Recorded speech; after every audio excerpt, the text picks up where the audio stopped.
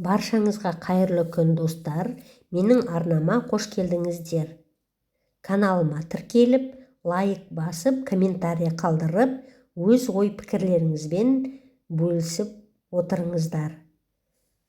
Бүгін сіздермен қызанақ тосабын қалай жасау жолдарымен бөлісемін. Менде 1 кило қызанақ, 2 кило песок. Міне қызанақтың тосабын өздеріңіз көріп отырсыздар. Міне өте әдемі, күшті, түсі бәрі бал сияқты. Тәтті, дәмді. Шаймен қосып істесеңіздер өте керемет. Осы менің видеома қарап жасаңыздар, қыздар.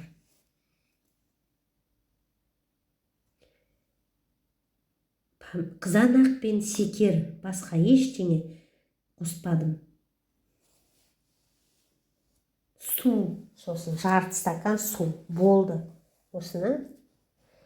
Міне қараңыздар, помидорымызды жақсылап жуып, соломкалап, турап жатырмын міне. Бір помидорды ортасынан бөлемде, салап кесеміз. Міне. Ыдысымызға саламыз. Міне турап болдық. Енді песогымызды араластырамыз. 1,5 килодай қант қостым, қыздар.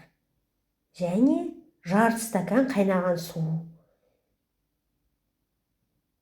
Араластырамыз. Песокпен қызанағымызды жақсылап араластырамыз. Қызанақтың өзінің де соғы бар.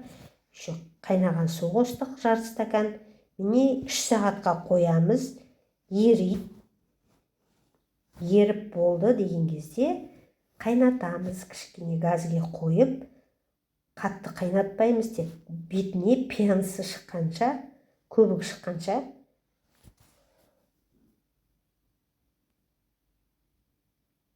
Бетінде көбігін алмаймын мен, қыздар. Солай өзінің несі келгенде кетет ол несі, пенасы, көбігі. Міне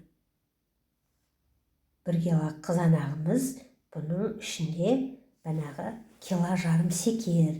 Енді газымыздың отын жайлап басып қойыңыздар. Қатты қайнатпаймыз.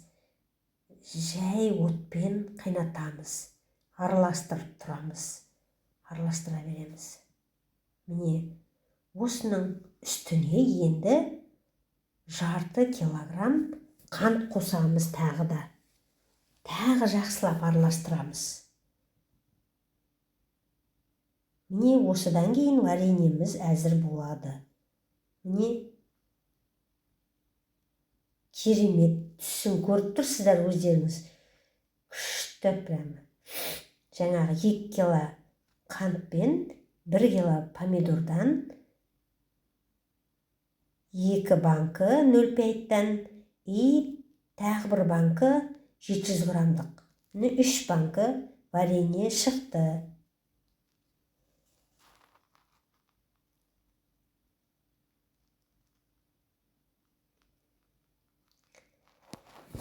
Міне күшті. Кәдімгі помидордың вареньесі.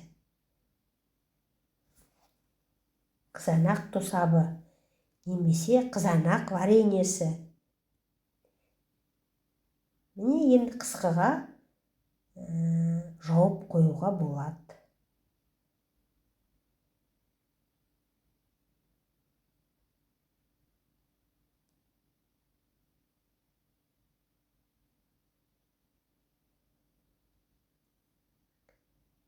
Шаймен ішіп отырып, қыздар, керемет. Өте тамаша шықты. Сау болыңыздар.